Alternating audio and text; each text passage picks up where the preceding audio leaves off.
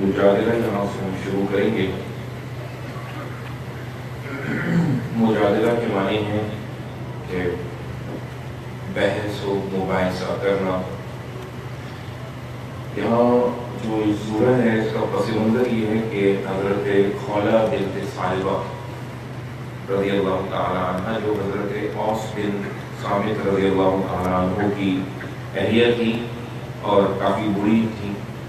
اور ان کے بچے بھی تھے، تو ان کے میاں نے ان کو کہہ دیا تھا کہ انتی علیہ کظاہری ہوگی، تو میرے لیے ایسی ہو جیسے میری ماں کی پیٹھ۔ زمانے جاہلیت میں اس سے طلاق واقع ہو جاتی تھی، کوئی اگر اپنی بیوی کو دیکھے جس کا دیکھنا جائز نہیں، تو انہوں نے بھی یہی کہہ دیا تھا۔ تو یہ نبی کریم صلی اللہ علیہ وسلم کے پاس آئیں کہ جی میرے شوہر نے اوس نے یہ بات کہی ہے، تو آپ نے فرمایا کہ طلاق ہوئی۔ تو پھر انہوں نے نبی کریم صلی اللہ علیہ وسلم سے بحث کی کہ ایسے کیسے ہو سکتا ہے کہ وہ میرے میاں بھی ہیں اور ہم نے کافی وقت گزارا ہے ساتھ اور ہمارے بچے بھی ہیں، تو یہ خاندانی نظام جو ہے وہ بالکل درہم برہم ہو جائے گا۔ تو اللہ تعالیٰ نے صورت نازل کی کہ جو عورت کہ نبی تم سے جھگڑا کر رہی تھی اپنے شوہر کے بارے میں، ہم نے اس کی بات سن لی۔ یعنی سن تو اللہ ہر وقت رہا ہوتا ہے، یہاں سننے کے معنی ہے کہ ان کی بات منظور کر دی گئی، جیسے ہم بھی کہتے ہیں نا اردو میں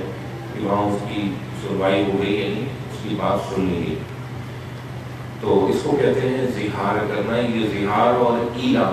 یہ دو زمانے جاہلیت کی چیزیں تھیں، تو اسلام نے پھر اس کے بارے میں یہ کیا کہ کوئی شخص اگر یہ اپنی زبان سے یہ بات کہہ دے تو یہ بالکل لفظ بات ہے، مگر اس کے لیے کفارہ مقرر کر دیا ہے کہ اب بیوی کے پاس جانے سے پہلے جو ہے وہ 2 مہینے کے لگاتار روزے رکھے جائیں یا غلام آزاد کیا جائے۔ اللہ کے نام سے جو سراسر رحمت ہے، جس کی شفقت ابدی ہے، اللہ نے اس عورت کی بات سن لی ہے جو تم سے اپنے شوہر کے معاملے میں جھگڑ رہی تھی اور اللہ سے فریاد کی جاتی تھی کہ اللہ تم دونوں کی باتیں سن رہا تھا، بے شک اللہ سمیع و بصیر ہے۔ تم میں سے جو لوگ اپنی بیویوں سے زہار کر بیٹھیں وہ ان کی مائیں نہیں بن جاتی، ان کی مائیں وہی ہیں جنہوں نے ان کو جنا ہے۔ اس طرح کے لوگ البتہ بڑی ناگواری اور جھوٹی بات کہتے ہیں، اور حقیقت یہ ہے کہ اللہ اس کے باوجود بڑا معاف کرنے والا اور مغفرت فرمانے والا ہے۔ انہیں بتاؤ کہ جو لوگ اپنی بیویوں سے زہار کر بیٹھیں پھر اسی بات کی طرف پلٹیں جو انہوں نے کہی تھی، تو ایک دوسرے کو ہاتھ لگانے سے پہلے ایک غلام آزاد کیا جائے۔ یہ بات ہے جس کی تمہیں نصیحت کی جاتی ہے، اور جو کچھ تم کرتے ہو اللہ اس سے پوری طرح واقف ہے۔ پھر جس کے پاس غلام نہ ہو اسے پے در پے 2 مہینے کے روزے رکھنے ہوں گے، یعنی لگاتار 2 مہینے کے روزے بغیر کسی ناوا کے، تقریباً 60 روزے،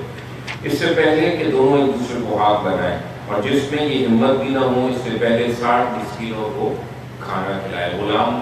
آزاد نہیں کر سکتے کیونکہ غلام موجود نہیں ہے، اب لگاتار روزے رکھنے ہوں گے۔ اب جس کے اندر یہ ہمت نہیں ہے، یعنی جو بالکل بوڑھا ہو چکا ہے یا اپنے رمضان کے روزوں کا بھی فدیہ دیتا ہے، اب اس کے لیے اللہ تعالیٰ نے یہ رخصت کی ہے کہ وہ 60 مسکینوں کو کھانا کھلائے ایک وقت کا۔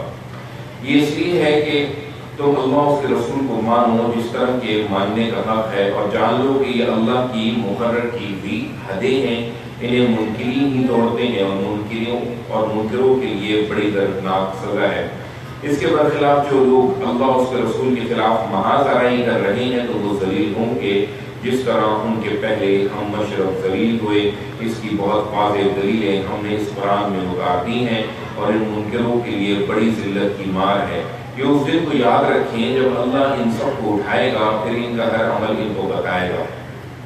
اللہ نے اسے گن رکھا ہے اور یہ اسے بلائے بیٹھے ہیں، اور ہر چیز اللہ کے سامنے ہے۔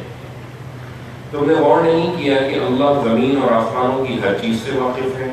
کبھی ایسا نہیں ہوتا کہ 3 سرگوشی کریں اور ان میں چوتھا اللہ نہ ہو، اور 5 سرگوشی کریں اور ان میں چھٹا اللہ نہ ہو۔ وہ اس سے کم ہو یا زیادہ، جہاں بھی ہو اللہ ان کے ساتھ ہوتا ہے۔ پھر قیامت دن وہ ان کا سب کیا دھرا ان کو بتا دے گا، بے شک اللہ ہر چیز سے واقف ہے۔ یعنی اللہ بالکل اتنا قریب ہوتا ہے کہ اگر تم 5 ہوتے ہو تو چھٹا اس میں اللہ ہوتا ہے، وہ ساری باتیں سن رہا ہوتا ہے۔ تم نے دیکھا نہیں کہ انہیں جو سرگوشیوں سے روکے گئے تھے پھر وہی کرتے ہیں جس سے روکے گئے، اور ہمیشہ حق تلفی اور زیادتی اور پیغمبر کی نافرمانی کی سرگوشی کرتے ہیں، اور ایک پیغمبر جب تمہارے پاس آتے ہیں تو تمہیں اس طرح سلام کرتے ہیں کہ جس طرح اللہ نے تمہیں سلام نہیں کیا۔ یہ منافقوں کے رویوں پر بات ہوئی ہے کہ وہ رسول کے خلاف اور مسلمانوں کے خلاف سرگوشیاں کرتے ہیں، یعنی کاناپوسیاں کرتے ہیں اور چھپ کر پلاننگ کرتے ہیں، اور اس طرح سلام کرتے ہیں کہ جس طرح اللہ نے تمہیں سلام نہیں کیا ہے، اور اپنے دل میں کہتے ہیں کہ یہ پیغمبر ہیں تو اللہ ہماری ان باتوں پر ہمیں عذاب کیوں نہیں دیتا، ان کے لیے دوزخ ہی کافی ہے، یہ اس میں پڑیں گے اور وہ بڑا ہی برا ٹھکانہ ہے۔ یعنی ہم رسول کی گستاخی کر رہے ہیں تو ہم پر عذاب کیوں نہیں آ رہا؟ اللہ نے فرما دیا کہ ان کے لیے دوزخ ہے، دنیا میں کوئی سزا نہیں۔ ایمان والوں جب آپس میں سرگوشی کرو تو حق تلفی، زیادتی اور پیغمبر کی نافرمانی کی سرگوشی نہ کرو، بلکہ خیر و تقوی کی سرگوشی کرو اور اللہ سے ڈرتے رہو جس کے حضور میں تم سب جمع کیے جاؤ گے۔ یعنی جو سرگوشی کر رہے ہیں تو یقین کوئی ایسی بات ہے جو سب کے سامنے ظاہر نہیں کی جا سکتی، اور ایسی بات نہیں ہے کہ جس کو عیاں کیا جائے۔ تو جب تم سرگوشی کرو تو خیر کی سرگوشی کرو، خیر اور تقوی کی اور نیکی کے کاموں کی سرگوشی کرو۔ اس طرح کی سرگوشیاں تو شیطان کی طرف سے ہیں تاکہ وہ ایمان والوں کو غم زدہ کر دے۔ عام طور پہ جب لوگ کسی کی برائیاں یا کسی کی عیب یا بہت ایسی کوئی بات کہہ رہے ہوتے ہیں جس کے بارے میں ڈر بھی رہے ہوتے، کوئی نہیں سن رہا تو کان میں کہہ رہے ہوتے ہیں، تو اللہ فرما رہا ہے کہ نہیں، سرگوشیاں نہ کرو، ایسی باتیں نہ کرو کہ جو تیسرے کے سامنے ظاہر نہ کی جا سکتی ہوں، درحالے کہ خدا کی اجازت کے بغیر وہ ان کو ذرا بھی نقصان نہیں پہنچا سکتا، اور ایمان والوں کو ہر حال میں اللہ ہی پر بھروسہ کرنا چاہیے۔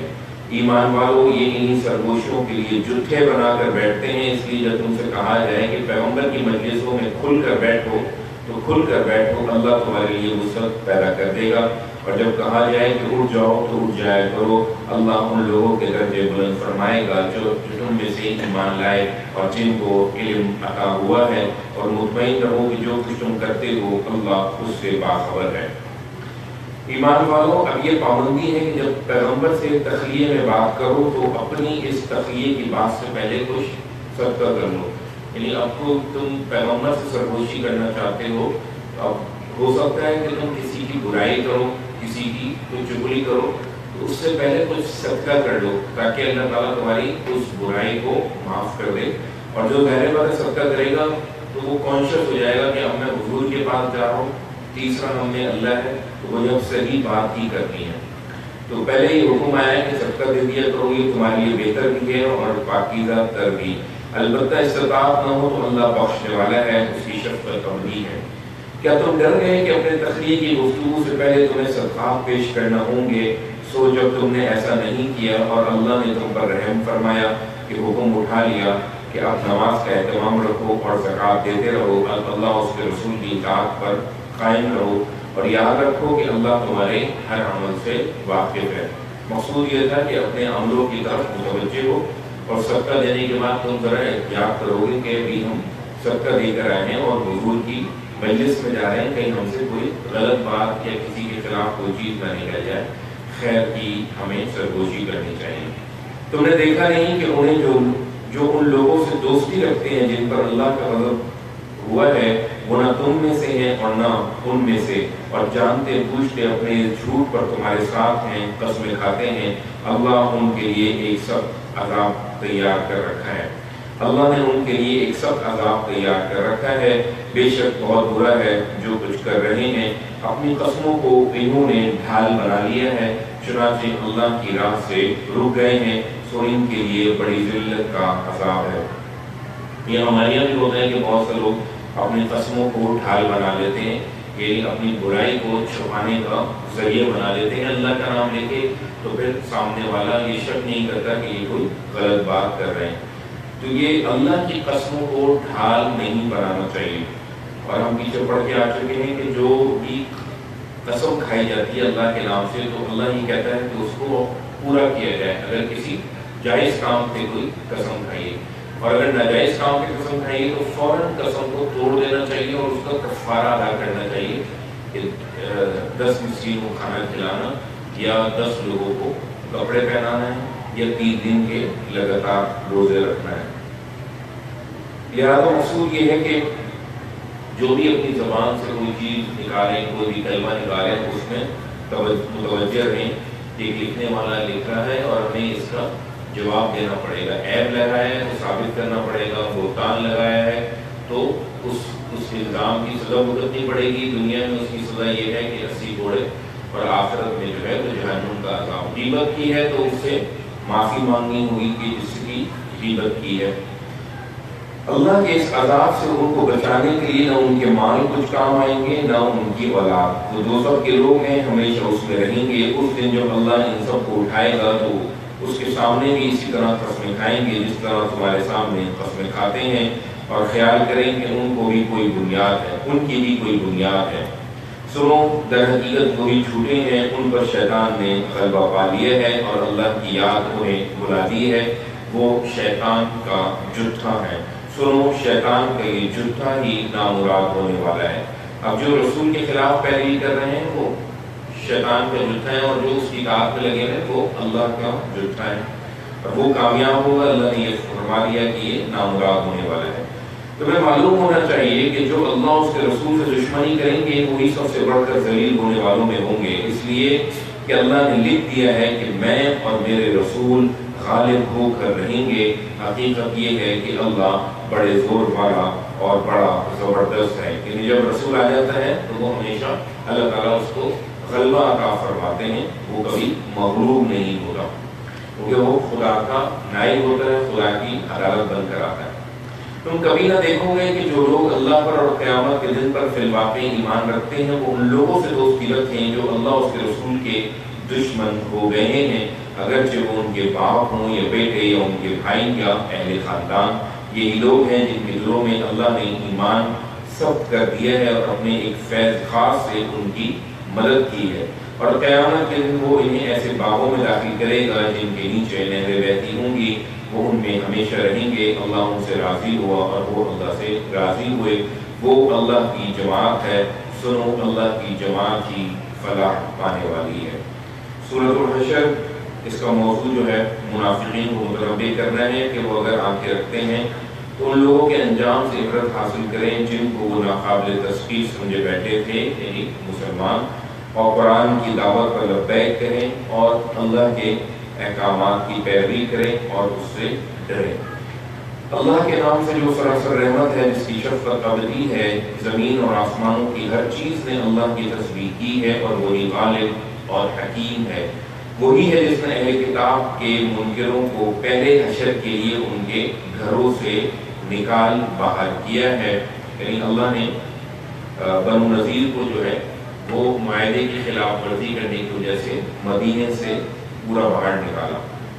تمہیں گمان نہ تھا کہ وہ کبھی اس طرح نکلیں گے، اور وہ بھی یہی سمجھتے تھے کہ ان کے قلعے انہیں اللہ کے عذاب سے بچا لیں گے، اور انہوں نے نبی کریم صلی اللہ علیہ وسلم کے قتل کی منصوبہ بندی بھی کی، مگر اللہ ان پر وہاں سے آ پہنچا جہاں سے انہوں نے کبھی سوچا بھی نہ تھا، اور ان کے دلوں میں ہیبت ڈال دی۔ وہ اپنے گھر اپنے ہاتھوں سے اجاڑ رہے تھے اور مسلمانوں کے ہاتھوں سے بھی، سو عبرت حاصل کرو اے آنکھیں رکھنے والوں۔ تو ان کے ساتھ پھر یہ طے ہوا کہ جتنا سامان اپنے اونٹوں پر لاد کر لے جا سکتے ہیں وہ لے جائیں، اس سے زیادہ اور سامان نہیں لے جا سکتے، تو اپنے گھر بار سیٹل سب چیزیں جو ہے نا وہ چھوڑ کر پھر مدینے سے دور چلے گئے۔ اور اگر اللہ نے ان کے لیے اسی طرح جگہ جگہ سے اجڑنے کی سزا لکھ دی ہوتی تو وہ انہیں دنیا ہی میں عذاب دے ڈالتا، اور قیامت میں ان کے لیے دوزخ کا عذاب ہے، اس لیے کہ انہوں نے اللہ اس کے رسول کا مقابلہ کرنے کی کوشش کی ہے، اور جو اللہ کا مقابلہ کریں وہ اسی انجام کو پہنچتے ہیں، اس لیے کہ اللہ سخت سزا دینے والا ہے۔ انہیں اعتراض ہے تو پرواہ نہ کرو، اس لیے کہ کھجوروں کو جو درخت ان پر حملے کے وقت تم نے کاٹ دیے، یا جن کی جڑوں پر کھڑا رہنے، جن کو جڑوں پر کھڑے رہنے دیا، تو یہ اللہ کے اذن سے ہوا، اور یہ اس لیے ہوا کہ ان نافرمانوں کو رسوا کر دے۔ اور منافقین پوچھتے ہیں تو انہیں بتاؤ کہ جو اموال اللہ نے ان یہودیوں کی طرف سے اپنے رسول کی طرف پلٹا دیے تو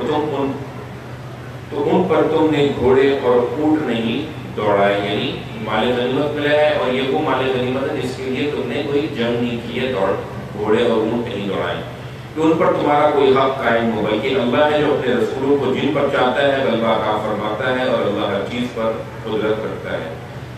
اس لیے ان بستیوں کے لوگوں سے اللہ جو کچھ اپنے رسول کی طرف پلٹائے وہ اللہ اس کے رسول اور قرابت مندوں اور یتیموں اور مسکینوں اور مسافروں کے لیے خاص رہے گا۔ بتائیے کہ جو غنیمت حاصل ہوئی ہے اس کی تقسیم کس طرح ہوگی کہ وہ اللہ اس کے رسول اور قرابت مندوں اور یتیموں اور مسکینوں اور مسافروں کے لیے خاص رہے گا، تاکہ وہ تمہارے دولت مندوں ہی میں گردش کرتا نہ رہے۔ اور رسول کا منصب یہی ہے کہ جو تمہیں دے وہ لے لو، اور جس چیز سے روکے اس سے رک جاؤ، اور اللہ سے ڈرتے رہو، کیونکہ یہ فتح اللہ نے عطا فرمائی ہے۔ اب اللہ کا داعی کا رسول وہ جس طریقے سے مال تقسیم کر رہا ہے تو خاموشی سے لے لو، اس میں چون چرا یا شکوے شکایت نہ کرو، جو دے اسے لے لو، اور جس سے روکے اس سے رک جاؤ، اور اللہ سے ڈرتے رہو، بے شک اللہ بڑی سخت سزا دینے والا ہے۔ پھر یہ بالخصوص ان غریب مہاجروں کے لیے جو اپنے گھروں اور جائیدادوں سے نکال باہر کیے گئے ہیں، یعنی یہ مال ان کو بھی دیا جائے گا کہ جو مکے سے ہجرت کر کے آئے ہیں، جو اپنے گھر بار اور جائیدادیں وہاں چھوڑ کر آئے ہیں۔ یہ اللہ کا فضل ہے اور اس کی خوشنودی چاہتے ہوئے اور اللہ اس کے رسول کی حمایت کرتے ہوئے آئے ہیں، یہی راست باز ہیں۔ اب اللہ تعالیٰ ان کے ایمان کی گواہی دے رہا ہے کہ جنہوں نے اپنے گھر بار کو چھوڑا، اپنی جائیدادوں کو چھوڑا، اپنے رشتہ کو چھوڑا، کسی کے گھر والے مسلمان نہیں ہوئے تو ان کو چھوڑ کر آیا، تو اللہ ان کے ایمان کی گواہی دے رہا ہے کہ یہی در حقیقت سچے لوگ ہیں۔ اگر ان کو یہ مال دیا جا رہا ہے تو یہ کوئی ظلم اور ناانصافی نہیں ہے۔ اس کے برخلاف جو لوگ اس دیار کو ان سے پہلے ٹھکانہ بنائے ہوئے اپنا ایمان محکم کیے ہوئے ہیں، وہ ان لوگوں سے محبت رکھتے ہیں جو ان کے بعد اب ہجرت کر کے ان کی طرف آ رہے ہیں، اور جو کچھ ان مہاجروں کو دیا جا رہا ہے اس سے اپنے دلوں میں کوئی خلش محسوس نہیں کرتے اور انہیں اپنے اوپر ترجیح دیتے ہیں، خواہ اپنی جگہ خود ضرورت مند کیوں نہ ہو۔ یہ مدینے والوں کی تعریف کی جا رہی ہے کہ انہوں نے مکے والوں کو اپنے یہاں بسایا۔ حقیقت یہ ہے کہ جو خود غرضی سے بچا لیے جائیں وہی فلاح پانے والے ہیں۔ اور یہ جو ان کے بعد آئے ہیں وہ بھی یہی دعا کرتے ہیں کہ پروردگار ہمیں اور ہمارے ان سب بھائیوں کو بخش دے جو ایمان لانے میں ہم پر سبقت لے گئے، اور ان اہل ایمان کے لیے ہمارے دلوں میں کوئی بغض پیدا نہ ہونے دے۔ پروردگار تو بڑا مہربان ہے، تیری شفقت ابدی ہے۔ تم نے دیکھے نہیں وہ لوگ جو منافقت میں مبتلا ہیں، وہ اپنے ان اہل کتاب بھائیوں سے کہتے ہیں کہ جو پیغمبر کے منکر ہیں اور باقی رہ گئے ہیں تمہیں نکالا گیا تو ہم بھی لازماً تمہارے ساتھ نکلیں گے۔ یعنی یہ منافقین اب ایک اور کوشش کر رہے ہیں کہ مدینے میں جو اہل کتاب ہیں ان کو یہ ان سے سازگار اور گٹھ جوڑ کرنے کی کوشش کر رہے ہیں کہ اگر تمہیں یہاں سے نکالا گیا تو ہم بھی تمہارے ساتھ نکلیں گے، اور ہم تمہارے معاملے میں کسی کی بات کبھی نہ مانیں گے، اور تم سے جنگ کی گئی تو ضرور تمہاری مدد کریں گے۔ مگر اللہ گواہی دیتا ہے کہ یہ بالکل جھوٹے ہیں، وہ نکالے گئے تو یہ ہرگز ان کے ساتھ نہ نکلیں گے، اور ان سے جنگ کی گئی تو یہ ہرگز ان کی مدد نہ کریں گے، اور بالفرض کریں گے تو لازماً پیٹھ دکھائیں گے، پھر کہیں سے بھی کوئی مدد نہ پائیں گے۔ بتا دیا کہ جو اللہ کے رسول کے ساتھ جھوٹ کا معاملہ کر چکے ہیں، نفاق کا معاملہ کر چکے ہیں، تو یہ اہل کتاب تم بھی ان سے کسی خوش فہمی میں مبتلا نہ ہو۔ ان کے دلوں میں خدا سے بڑھ کر تمہاری دہشت ہے، اس لیے کہ یہ ایسے لوگ ہیں جو سمجھ نہیں رکھتے۔ یہ کبھی اکٹھے ہو کر میدان میں تمہارا مقابلہ نہ کریں گے، بلکہ قلعہ بند بستیوں میں بیٹھ کر یا دیواروں کے پیچھے چھپ کر لڑیں گے۔ ان کی آپس میں سخت مخالفت ہے، بتایا جا رہا ہے یہ خود اندر سے کمزور ہیں، تم انہیں اکٹھا سمجھتے ہو، درا حالے کہ ان کے دل پھٹے ہوئے ہیں، اس لیے کہ یہ عقل سے کام نہیں لیتے۔ یہ جن کو شے دے رہے ہیں ان کے ساتھ بھی وہی ہوگا جو ان کے اگلوں کے ساتھ ہوا ہے، اور جو ابھی کچھ پہلے اپنے کیے کا مزہ چکھ چکے ہیں، اور آگے ان کے لیے ایک دردناک عذاب ہے۔ یہ بالکل شیطان کی طرح ہے کہ وہ انسان سے کہتا ہے کہ منکر ہو جاؤ، اور جب وہ منکر ہو جاتا ہے تو کہتا ہے کہ میں تم سے بری ہوں، میں اللہ رب العالمین سے ڈرتا ہوں۔ سو دونوں کا انجام یہ ہے کہ ہمیشہ کے لیے جہنم میں جائیں، اور ظالموں کی یہی سزا ہے۔ یعنی منافقین کا معاملہ بالکل شیطان کی طرح ہے کہ تم سے کام تو کروا لے گا مگر اگلے مرحلے میں تمہارا ساتھ بھی دے گا۔ جیسے شیطان کہتا ہے کہ خدا کا منکر ہو جائے، جب انسان منکر ہو جاتا ہے تو کہتا ہے کہ میں تو تم سے بری ہوں، یہ کام تو تم نے کیا ہے، میں نے تو نہیں کیا، اور میں اللہ سے ڈرتا ہوں۔ فرما دیا کہ ان منافقوں کا اور شیطان دونوں کا انجام یہ ہے کہ ہمیشہ کے لیے جہنم میں جائیں اور ظالموں کی یہی سزا ہے۔ ایمان کا دعویٰ رکھنے والوں، اللہ سے ڈرو اور تم میں سے ہر شخص دیکھے کہ اس نے کل کے لیے کیا سامان کیا ہے، اسے دیکھو اور اللہ سے ڈرتے رہو۔ یعنی آخرت کے لیے کیا سامان کیا ہے، اور اللہ تعالیٰ نے یہاں تعبیر جو اختیار فرمائی وہ یہ فرمائی کہ آخرت کوئی دور کی چیز نہیں ہے، یہ ایسے ہی ہے کہ جیسے کل جتنی قریب ہے آخرت بھی اتنی قریب ہے۔ ایمان کا دعویٰ رکھنے والوں، اللہ سے ڈرو اور تم میں سے ہر شخص یہ دیکھے کہ اس نے کل کے لیے کیا سامان کیا ہے، اسے دیکھو اللہ سے اور اللہ سے ڈرتے رہو، اللہ یقیناً جانتا ہے جو کچھ تم کرتے ہو۔ تم ان لوگوں کی طرح نہ ہو جاؤ جو اللہ کو بھول گئے اور اللہ نے خود انہیں بھلا دیا، حقیقت یہ ہے کہ یہی نافرمان ہے۔ اس بات کو سمجھو کہ دوزخ میں جانے والے اور جنت میں جانے والے کبھی یکساں نہ ہوں گے، یہ صرف جنت میں جانے والے ہیں جو کامیاب ہوں گے۔ ان کے دل پتھروں سے بھی زیادہ سخت ہیں، ورنہ حقیقت یہ ہے کہ اگر اس قرآن کو ہم کسی پہاڑ پر اتار دیتے تو تم دیکھتے کہ وہ اللہ کی خشیت سے دب جاتا اور پھٹ جاتا۔ یہ مثالیں ہم لوگوں کو اس لیے سناتے ہیں کہ وہ غور کریں اور ہمیشہ یاد رکھیں کہ وہی اللہ ہے جس کے سوا کوئی الہ نہیں، غائب و حاضر کا جاننے والا، وہ سراسر رحمت ہے، اس کی شفقت ابدی ہے۔ وہی اللہ ہے جس کے سوا کوئی الہ نہیں، بادشاہ ہے، وہ منزہ ہستی ہے، سراسر سلامتی ہے، امن دینے والا، نگہبان، غالب، بڑے زور والا، بڑائی کا مالک، پاک ہے اللہ ان سے جو یہ شریک بناتے ہیں۔ وہی اللہ ہے نقشہ بنانے والا، وجود میں لانے والا، صورت دینے والا، سب اچھے نام اسی کے ہیں۔ زمین اور آسمانوں کی سب چیزیں اس کی تسبیح کرتی ہیں اور وہ زبردست ہے، بڑی حکمت والا ہے۔ سورۃ الممتحنہ۔ اللہ کے نام سے جو سراسر رحمت ہے، جس کی شفقت ابدی ہے۔ ایمان والو میرے اور اپنے دشمنوں کو دوست نہ بناؤ۔ اب جو پچھلی صورت میں موجود تھا، یعنی جو اہل کتاب اور منافقین جو ہیں وہ اللہ کی دشمنی کے اتر ہیں، ان کو دوست نہ بناؤ۔ تم ان سے محبت کی پینگیں بڑھاتے ہو، درحال کہ جو حق تمہارے پاس آیا ہے وہ اس کا انکار کر چکے ہیں۔ وہ خدا کے رسول کو اور تمہیں محض اس لیے وطن سے نکال دیتے ہیں کہ تم اپنے رب اللہ پر ایمان لائے ہو۔ تم انہیں رازدارانہ دوستی کے پیغام بیچتے ہوئے اگر میری راہ میں جہاد کے لیے اور میری رضا کی طلب میں نکلتے ہو، درحال کہ میں جانتا ہوں جو کچھ تم چھپاتے اور جو کچھ تم ظاہر کرتے ہو، تو سوچو کہ کیا کرتے ہو، اور حقیقت یہ ہے کہ تم میں سے جو یہ کرتے ہیں وہ سیدھی راہ سے بھٹک گئے ہیں۔ اب معاملہ کا تھوڑا پس منظر یہ سمجھ لیں کہ جو مسلمان ہجرت کر کے آ گئے تھے مدینے، اب ان کے کچھ جائیدادیں بھی، کچھ مال و دولت بھی، کچھ مویشی بھی، اور کچھ بچے یا کچھ بیویاں مکے میں بھی ہیں۔ اب ان کی خبر گیری کرنی ہے تو کچھ خبر کے بدلے خبر دینی ہوگی، مدینے کی کوئی خبر دینی ہوگی۔ تو اللہ یہ فرما رہا ہے کہ جو کچھ تم کرتے ہو اللہ اس سے خوب واقف ہے، اور ان سے دوستی کی پینگیں نہ بڑھاؤ۔ تو یہ کیا کر رہے ہو؟ ان کا رویہ تو یہ ہے کہ اگر تمہیں پا جائیں تو تمہارے ساتھ دشمنی کریں گے اور تم پر اپنے ہاتھ چلائیں گے اور اپنی زبانیں بھی، اور یہی چاہیں گے کہ تم بھی کافر ہو جاؤ۔ ان سے بچو اس لیے کہ تمہاری یہ قرابتیں اور تمہارے آل و اولاد ہرگز تمہارے کام نہ آئیں گے۔ قیامت کے دن اللہ تمہارے درمیان جدائی ڈال دے گا، اور جو کچھ تم کر رہے ہو اللہ اسے دیکھ رہا ہے۔ تم سمجھنا چاہو تو حقیقت یہ ہے کہ ابراہیم اور اس کے ساتھیوں میں تمہارے لیے بہترین نمونہ ہے۔ اب مثال دی جا رہی ہے کہ ابراہیم نے اپنے باپ کو چھوڑا اس دین کی خاطر، اور تم جو ہے وہ دین کی خاطر اپنے رشتہ داروں کو چھوڑ کر بھی آئے ہو، مگر اب ان سے رابطہ رکھنے کی بھی کوشش کر رہے ہو اور رسول کے خلاف خبریں بھی ان کو پہنچا رہے ہو۔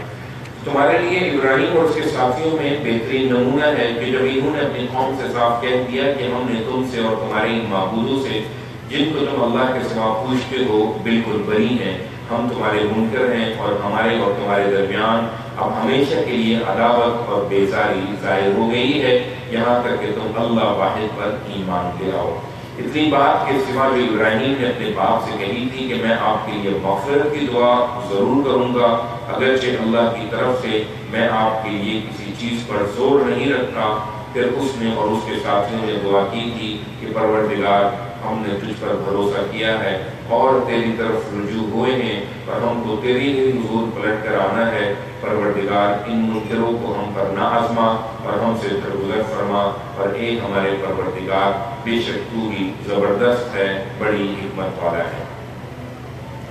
ان لوگوں میں یقیناً تمہارے لیے بہترین نمونہ ہے، تم میں سے ہر اس شخص کے لیے جو خدا اور آخرت کی امید رکھتا ہے اس نمونے کی پیروی کرو، اور یاد رکھو جو اعراض کریں گے اللہ ان کی پرواہ نہیں، اس لیے کہ اللہ بے نیاز ہے اور وہ اپنی ذات میں قابل حمد ہے۔ یعنی تم کو چاہیے کہ ابراہیم نے جیسے جب چھوڑا اپنے بتوں کو تو نافرمانوں کو بھی بھلا کے اسی وقت چھوڑ دیا تھا۔ تم ایمان پر قائم رہے تو بعید نہیں کہ اللہ تمہارے اور ان لوگوں کے درمیان دوستی پیدا کر دے جن سے آج تم نے عداوت مول لی ہے، اللہ بڑی قدرت والا ہے اور اللہ غفور و رحیم ہے۔ یعنی تم ایمان پر رہے تو تمہیں ایمان کا ایک صلہ دنیا میں بھی عطا فرمائے کہ وہ مکے والوں کو تمہارا دوست بنا دے اور دوبارہ وہ تمہارے قریب آ جائے۔ اللہ تمہیں اس بات سے نہیں روکتا کہ تم ان لوگوں کے ساتھ بھلائی اور انصاف کا برتاؤ کرو جنہوں نے دین کے معاملے میں تم سے جنگ نہیں کی ہے۔ یعنی یہ رویہ اگر تعلق کا صرف ان کے ساتھ رکھنے کا کہا جا رہا ہے کہ جنہوں نے دین کے ساتھ تم سے دشمنی کی ہے،